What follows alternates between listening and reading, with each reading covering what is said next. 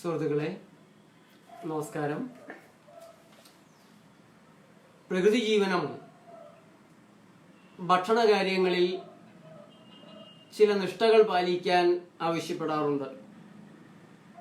അങ്ങനെ ഒരു നിഷ്ഠയും വേണ്ട, നിങ്ങൾ കഴിക്കുന്നതെല്ലാം കഴിച്ചോളൂ എന്നാണ് നമ്മുടെ IMA ഡോക്ടർമാരൊക്കെ പറയുന്നത്. ആശുപത്രിയിൽ കിടക്കുന്ന രോഗികൾക്ക് പോഷക ഭക്ഷണമായി അവർ നൽകുന്നത് മുട്ടയും പാലും ബ്രെഡ്, മണ്ടൻ ബ്രെഡ്, തവിട് കളഞ്ഞ വെളുത്ത അരിയുടെ അതിനേക്കാൾ മോശമായ മൈദയുടെ ബ്രെഡ്. അത് നല്ലതല്ല എന്ന് ഞങ്ങൾ പറയുമ്പോൾ എന്തൊരു കോലാഹലമാണ്. ആ അരി, തവിട് കളഞ്ഞ അരിയും മൈദയും രോഗങ്ങൾ ഉണ്ടാക്കുമെന്ന് പറയുമ്പോൾ അലോപ്പതിക്കാര്, അവരെ പിന്തുണയ്ക്കാനായിട്ട് വ്രതമെടുത്തിട്ടുള്ള യുക്തിയില്ലാവാദികള് ഒക്കെ ഭയങ്കര ബഹളമാണ് ഉണ്ടാക്കുക. അതേപോലെ പഴങ്ങൾ കൂടുതൽ കഴിക്കണം എന്ന് ഞങ്ങൾ പറയുമ്പോൾ അതിനും ഭയങ്കരമായിട്ടുള്ള ആക്രോശങ്ങളാണ്. പഴം കൊണ്ട് രോഗം മാറ്റാമെന്ന് പറയുന്ന ആളുകൾ വ്യാജന്മാരാണ്, വ്യാജ ഡോക്ടർമാരാണ്. അലോപ്പതിക്കാർ മാത്രമേ ഡോക്ടർമാരുള്ളൂ. ബ്രാൻഡി, ഡോക്ടർ വിസ്കി ഒരു കുഴപ്പമില്ല. തുണി കിടക്കുന്ന സോപ്പിന് വരെ ഡോക്ടർ എന്ന് വെച്ചിട്ടും അവർക്ക് ആർക്കും വിരോധമില്ല. ഒരു പ്രകൃതിക്കാരനെങ്ങാനും ഡോക്ടർ എന്ന് വെച്ച് കഴിഞ്ഞാൽ ഹാലിളകും. കാരണം പഴം തിന്നാൻ പറയുന്നവരാണ്. പഴം തിന്നാൻ പറയുന്നത് ചികിത്സയാണോ? എന്നാൽ ഇതാ ഞങ്ങൾ നൂറ്റാണ്ടുകളായി പ്രകൃതി ചികിത്സകർ പറയുന്നത്, ഞാൻ ഈ കേരളത്തിൽ കഴിഞ്ഞ 35-38 കൊല്ലങ്ങളായി പറഞ്ഞുകൊണ്ടിരിക്കുന്നത് വൈദ്യശാസ്ത്ര ഗ്രന്ഥത്തിൽ ദേ ഇപ്പൊ വന്നിരിക്കുന്നു. ആധുനിക വൈദ്യശാസ്ത്രത്തില് തവിട് കളഞ്ഞ ആഹാര സാധനങ്ങൾ ആപത്താണെന്നും പഴങ്ങൾ കൂടുതൽ കഴിക്കാതിരുന്നാൽ രോഗം ഉണ്ടാകുമെന്നൊക്കെ ഇപ്പോ ആധുനികം എന്ന് പറയുന്ന വൈദ്യശാസ്ത്രം, ഇത് പഴഞ്ച സാധനമാണ്. ആധുനികം എന്ന് വെറുതെ പറയുന്നതാണ്. ഞങ്ങൾ കാലാകാലങ്ങളായി പഴഞ്ചനായി പറയുന്ന കാര്യങ്ങൾ ഇപ്പൊ പറയുന്നത് എങ്ങനെയാ ആധുനിക വൈദ്യശാസ്ത്രം ആകുന്നത്? സുഹൃത്തുക്കളെ, ഇത് വലിയൊരു തട്ടിപ്പാണ്.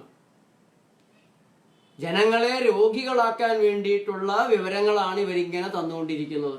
ഇത്രയും കാലം ജനങ്ങളെ ചതിക്കുകയാണ് നമ്മുടെ നാട്ടിലെ ഡോക്ടർമാർ ചെയ്തിട്ടുള്ളത്, IMA ചെയ്തിട്ടുള്ളത്, മരുന്ന് കമ്പനികളും ആരോഗ്യ വകുപ്പും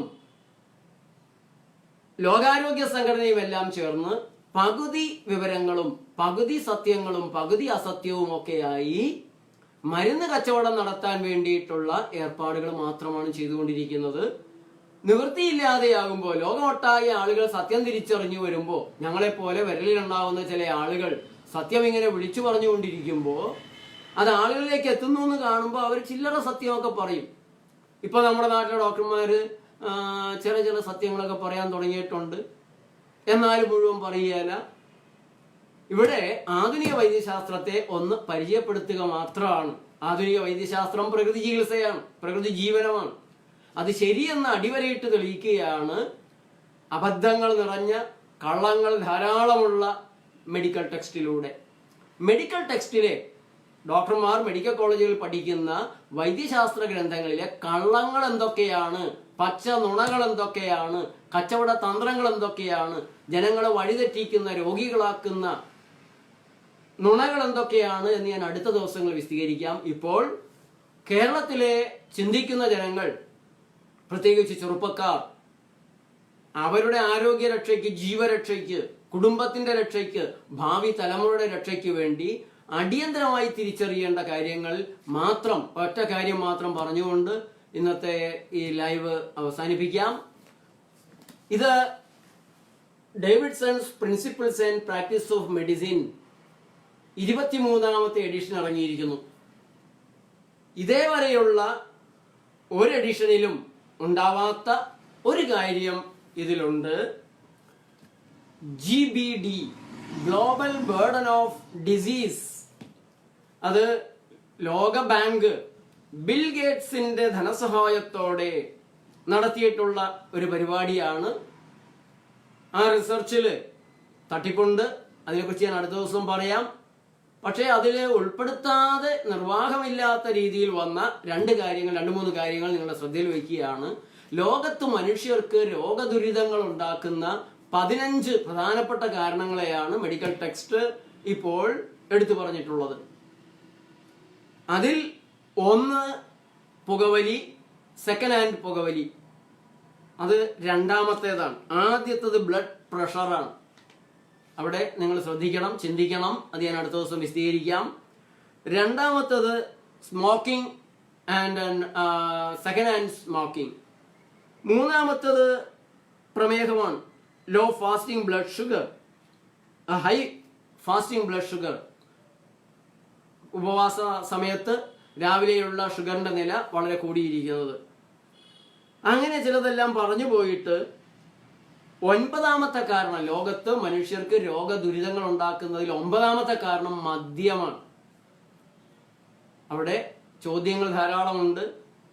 മദ്യം കൊണ്ട് ലോകത്ത് ഇത്രമാത്രം രോഗദുരിതങ്ങൾ ഉണ്ടാകുന്നു എന്ന് പറയുമ്പോൾ 2 കുട്ടികൾക്ക് ഡിഫ്തീരിയ പിടിച്ചു എന്ന് പറഞ്ഞ് മദ്യം വിൽക്കുന്ന മന്ത്രി സഹിതം, മദ്യവിൽപ്പനയെ ചോദ്യം ചെയ്യാൻ ധൈര്യമില്ലാത്ത ആരോഗ്യമന്ത്രി സഹിതം എന്തൊരു ബഹളമാണ് ഈ നാട്ടിലുണ്ടാക്കി. ഞങ്ങളെയെല്ലാം ആക്ഷേപിച്ച് വ്യാജന്മാരെന്ന് വിളിച്ച് ജയിലിൽ പിടിച്ചിട്ട്, ആ മന്ത്രിയെ പിടിച്ചാണ് ജയിലിലിടേണ്ടത്.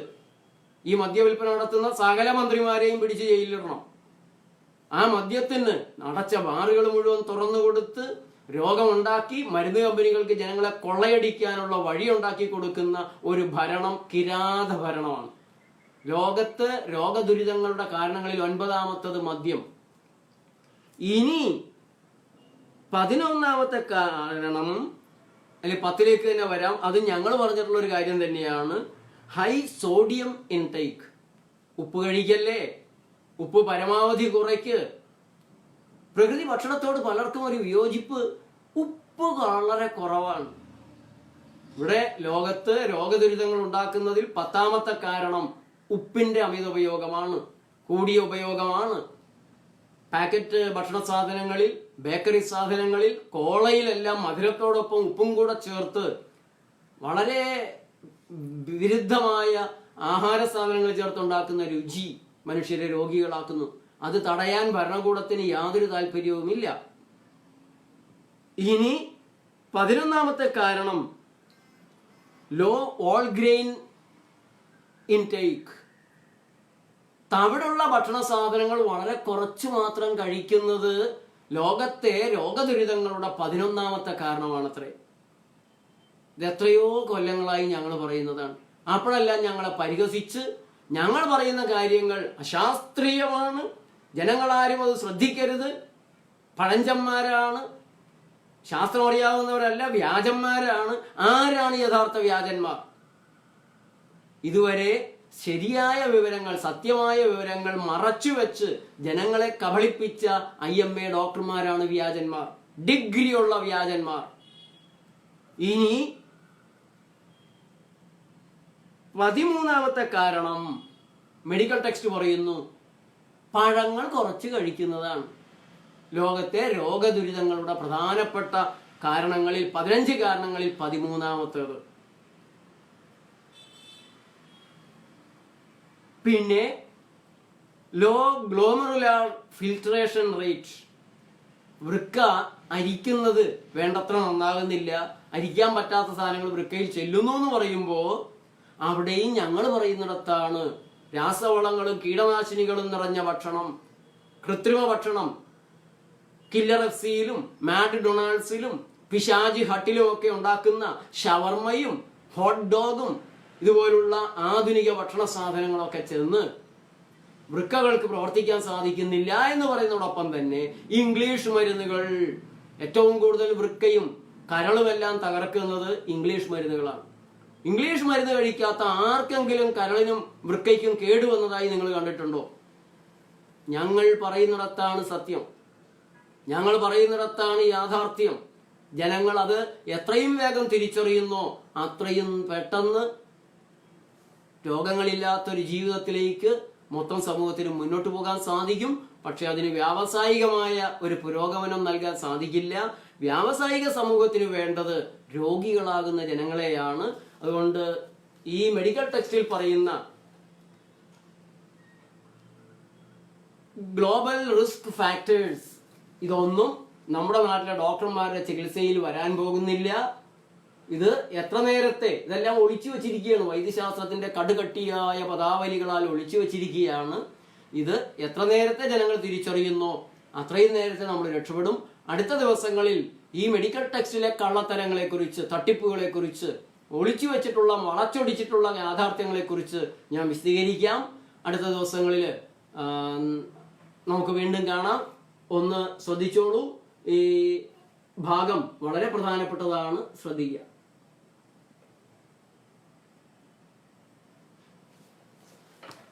നന്ദി, നമസ്കാരം. കഴിയുന്നത്ര ഷെയർ ചെയ്യുക, സുഹൃത്തുക്കളുമായി ചർച്ച ചെയ്യുക, പങ്കുവയ്ക്കുക.